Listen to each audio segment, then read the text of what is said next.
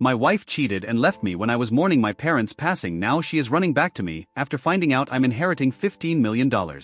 I 27 am in the middle of a fight with my soon-to-be ex-wife, Amara, who had an extramarital affair a couple of months ago. Amara and I had been married for 2 years. And we've been together for almost 3 years. Before that, she and I had planned on beginning to try for a baby just 8 months into our marriage. Because we'd already been living together for 4 years at that point. And we really wanted to start a family together. So it just felt right. Unfortunately, even after months and months of trying, my little swimmers were having trouble reaching the egg. So we had to get tested. Turns out that both my wife and I have fertility issues. So we had to give up on the idea for the time being. It hit me hard when the test results came back. And I kind of shut down emotionally because I really wanted a baby of my own. Amara, instead of being supportive during that time, distanced herself from me. And we barely even spoke for a couple of months. I was already at my lowest by then, and Amara going further away from me just made it worse. So I thought about reaching out to her and making our marriage work. But before I could do that, she confessed to me that she'd been having an affair with an old friend. And it had been going on for weeks. She'd sought out his help a couple of days after we got back the test results, since she used to be good friends back in high school. And he was in town for a conference. They had lunch together, and then that turned into an opportunity for her to cheat on me with him.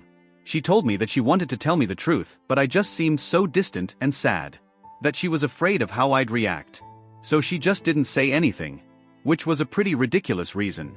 I remember wanting to say a lot of things after she told me, mostly wanting to scream at her. But I couldn't bring myself to do any of it. So I just broke down on the couch and began to sob like a baby. She didn't even console me or anything. Not even a pat on my arm to tell me it's going to be alright. She just sat there like a damn statue and said nothing, while I cried for almost an hour. After I finally eased up a little, she told me that she was going to spend the night at her parents' place because she needed a break from everything that was going on. I begged her to stay in spite of what she'd done. But she didn't wait around. She'd already had her bags packed before discussing this with me. And then she just left. As soon as she left, I started crying again and remained in the same spot until midnight. It was pretty much the worst day of my life so far. I was so depressed that I wasn't responding to any calls or texts from anyone, not work, and not even people I knew personally. So a couple of friends and relatives had come to check up on me. But they'd leave when they realized that I wasn't going to open the door for them and let them in. I'd let them know I was still there by yelling out that they needed to leave and that I wasn't going to open the door. So they'd know I was okay. And then leave. I'm grateful for the people who checked up on me. Honestly. Because I don't think I'd be here right now if it wasn't for them. All I did was have the minimum amount of food needed to keep going. Watch TV, and then sleep. I was basically a zombie for almost 2 weeks. Then one day, one of my cousins came by. And I told her to leave my living room. But she didn't go. Instead, she told me that she had important news to share. And she needed to do it in person. I didn't take it seriously and argued with her. So she finally snapped. And told me that she was here to inform me that my father had passed away that morning. From a heart attack. And since I never checked my phone, people didn't have any way of letting me know about it. I was already pretty heartbroken from whatever had happened with Amara. And then the news of my dad's demise just broke me even more. After my cousin who visited me to tell me the news left, I think I started crying so loudly that the neighbors had to come to my door to make sure I was okay.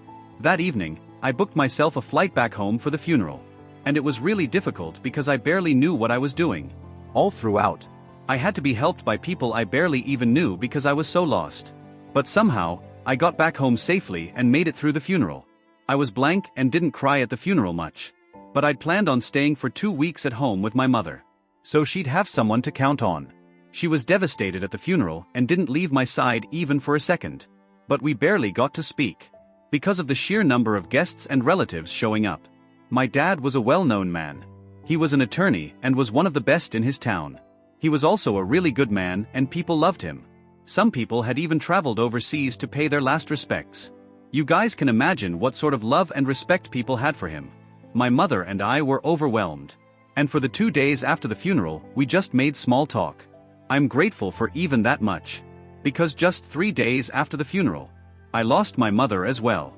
The medical report said that my mother had passed away due to natural causes.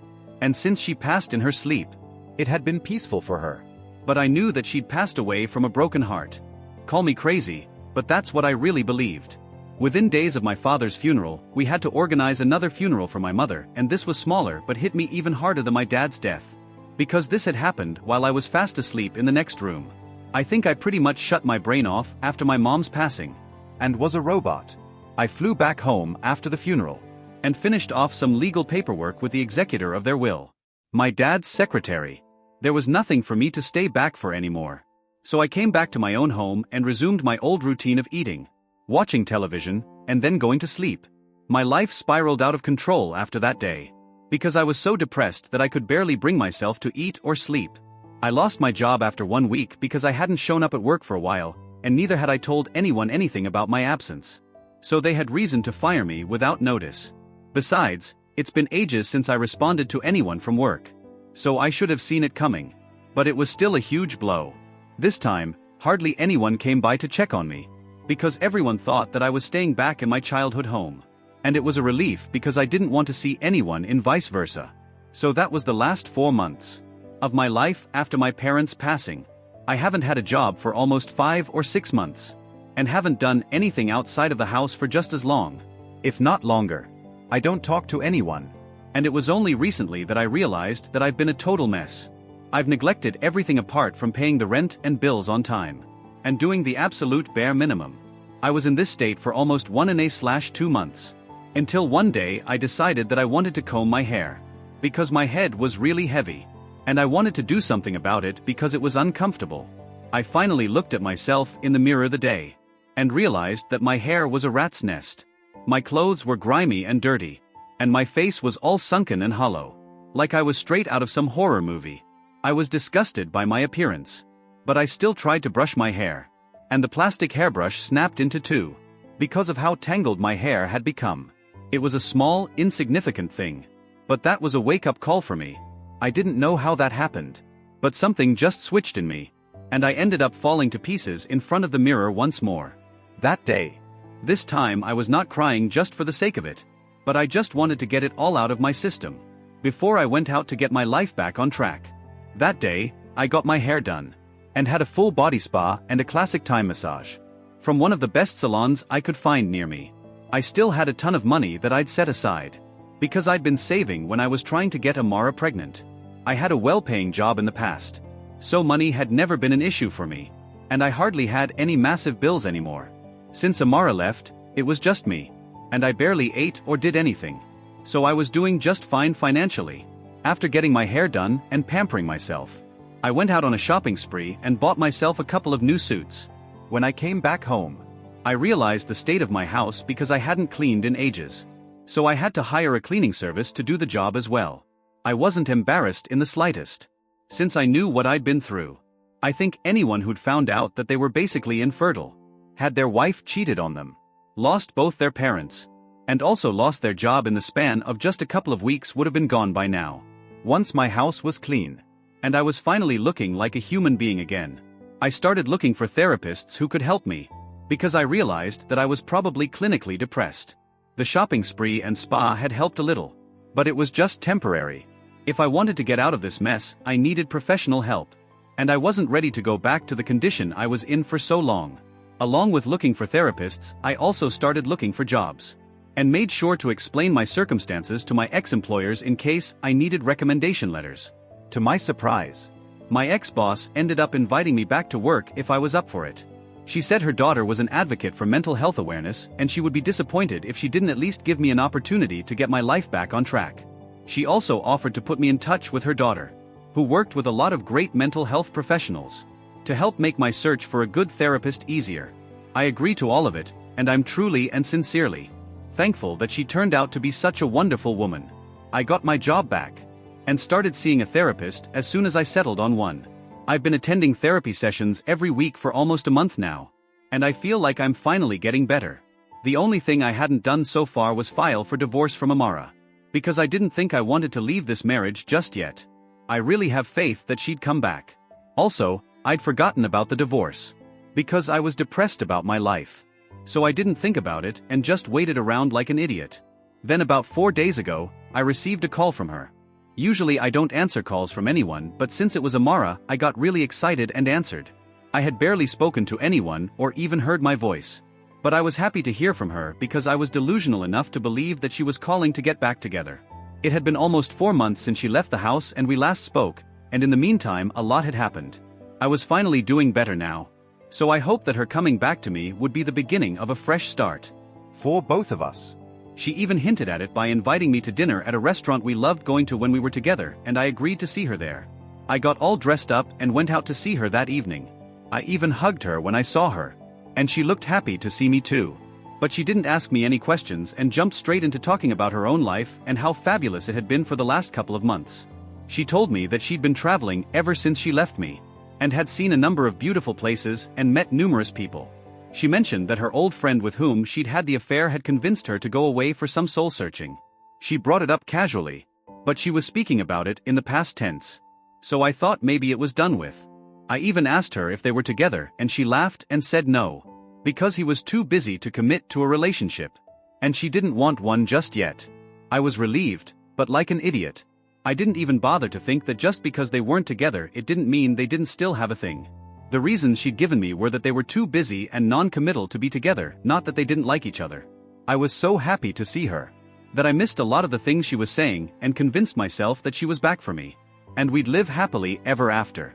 By the end of the evening, I was shocked when she didn't ask anything about me and didn't apologize for anything. But I still stayed hoping something would happen. We made a lot of small talk, and after we'd ordered dessert, I finally decided to steer the conversation towards our relationship and ask her how she dealt with our separation. She told me that it had probably been easier for her than for me, and then touched my hand and said she knew I'd lost both parents within days of each other. A couple of my friends had learned about it from my mother's Facebook feed and then told her about it. I was shocked because I thought she hadn't known. And that's why she hadn't brought it up. I thought that's why she hadn't bothered to call me or even visit me. When I realized that she'd known all along, all the warning bells started going off in my head at full volume. She'd known and still hadn't cared enough to come see me and make sure I was okay. Forget about visiting me, she hadn't even tried to contact me to make sure I was fine. That was the first shock. Then she went on talking and told me she was really sad to learn about the demise of my parents. Because she really liked them. But she was too busy traveling to contact me and figured she'd do it once she was back. I smiled and said nothing, because I was trying to process it in my head. Then she told me she'd also wanted to talk to me about something she'd been thinking about for a long time, which was also the reason she'd asked me out to dinner. I thought this was finally where she would ask me to get back together. But instead she asked if I'd given any thought to what I'd want to keep during the divorce. When I looked confused and asked what she was talking about, she explained that since it had been a long time since we broke up, she thought it was finally time to file for divorce officially so we could move on with our lives. That's when I finally realized this wasn't a dinner date where we would end up getting back together, but one where we would officially end our marriage. It was more of a goodbye dinner than anything else. And am like an absolute idiot. I had completely misread the situation. I was already embarrassed, but I was also pretty pissed off because she'd been a total deep bag to me. She hadn't even bothered to check if I was alive for almost 4 months, and now she had the audacity to invite me for dinner like we were buddies. Then she went on and on about how brilliantly life had treated her in these past couple of months. After that she asked me, after hearing about my parents passing, if I'd given any thought to the inheritance I'd be left with. She said she wanted to wait a respectable period of time before asking how much we'd inherit from my parents. At that point, I was so incredibly furious that I literally ended up laughing in her face and told her that we weren't going to inherit anything together. Instead, I was going to inherit close to $15 million. And all she was going to get was a divorce. I had already been in talks with my parents' attorney and told her to sell all the property left to me because I had no intention of moving back home. The estimated amount of everything sold plus the amount my parents had left me came up to almost $15 million. My dad was rich and my mother never worked, but she had a huge inheritance from her parents, so that wasn't a surprise. The probate process had to be completed before I got any of it. They'd already left me close to $4.5 million that I'd get as soon as the probate process was done. I'd have to wait a couple of weeks before their assets were sold off. They already had a bunch of buyers, so I wouldn't have to wait long. Since Amara had been going on and on about how fabulous her life had been since she'd left me, I thought I'd give her a taste of her own medicine and tell her how wonderful my life was going to be, now that I was done with her. We live in a state where inheritance is not considered a joint asset, so she couldn't claim it. Since she'd already admitted to infidelity, she couldn't claim alimony either. I rubbed all of this in her face and told her that her leaving me was probably the best thing that had ever happened to me, since I would hate to have to stay with her even after my life was finally coming back on track. I told her she deserved every bit of misery she was feeling because now I was rich and she wasn't, and it showed on her face. Then I stormed out of the restaurant and drove back home. She hasn't tried to contact me, but my in-laws have. They told me that what I did was disgusting because first I wasn't able to give her a child, which drove her to cheat on me, and now I'm not even willing to do the bare minimum and share some of my wealth with a woman who had supported me all along. I hung up on them without any argument because I didn't think I needed to dignify any of it. But her friends and family have been hounding me ever since our dinner date about what I did, and I'm seriously beginning to question if it was the right move to rub it in her face. Maybe I should have just left without bragging about it. Update 1. Hey, I filed for divorce for my wife. It's been 3 weeks since the incident, and her family and friends have taken the bullying to a crazy level. They're literally going off on me on social media, and have practically started a hate campaign against me for putting Amara through mental distress on purpose just so I could get revenge on her because she had cheated on me. And then blamed me for her cheating as well by saying that I'd withdrawn from her emotionally, so she had no option but to seek affection somewhere else. And it just so happened that a friend of her was back in town. So she's absorbed of all the blame and I'm the villain here. Even though she was also facing fertility issues. I never went out of my way to find someone else and talk to them out of desperation. But whatever. I filed for divorce. And I'm going to make sure that I don't let her off the hook easily. I'll also sue her parents and friends after warning them that they need to stop, because word of this has reached a couple of my co-workers too. And I can't compromise my reputation over this. Update 2. Amara is actually contesting the divorce. Because she suddenly had a change of heart. And now things were meant to be together. I'm sure this has nothing to do with the inheritance. And she's doing this all purely out of his own love and affection for me. That's probably also why she made her folks stop bullying me online. So she could get back with me. Since she loved me and not because I threatened to sue them all for defaming me. I'm being sarcastic, obviously. I talked to her a couple of hours ago on the phone, when I found out that she was contesting the divorce. And she told me that she changed her mind and wanted to make our marriage work. I got into a very nasty fight with her because I was just feeling so frustrated and hateful. All she said to me was she knew I was mad because I still loved her. And if I didn't still love her, I probably wouldn't have called her. She reassured me that this was just a stupid game that I was playing to get back at her for the cheating and that we'd be just fine. And then disconnected the call. I'm in disbelief right now. And I cannot believe this is happening to me. I've never, ever felt such a strong urge to slap someone senseless. But I guess there's a first time for everything. She's just a bad person. And I can't believe I even considered getting back together with her. Freaking gold digger. That wouldn't help. Please, if someone has any advice on a way to mess her up legally, do let me know, because I have nothing to lose at this point. Update 3. Hello folks. It's been a while, but we're in the middle of a mediation process now. If this doesn't work out to bring her and me on the same page, then we might have to go to court. But I have a feeling that's going to happen. It'll be better for us. Since I can't see us coming to an agreement about any of this.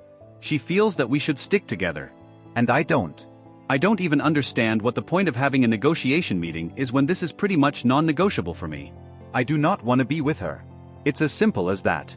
I'm entertaining it because she wants to give it a try, even though it's exhausting. But then I know this will go to court and I'm hoping that will make everything better for me at least. I don't know about her and neither do I care, very honestly. Update 4. Hey guys, it's almost 2 months since the last update and well, the case ended up going to court. Just as I predicted. I'm going to get a divorce. It doesn't matter what she wants anymore. And boy was she upset about it. The probate is done too. And I'll recover all the money I spent on my lawyer and even more. Soon enough. Life's good. So I don't think I'll be coming back here anytime soon. It's been a good ride, but I'm fine now. Thank you for all the love and support. I couldn't have done it without you guys. I mean it.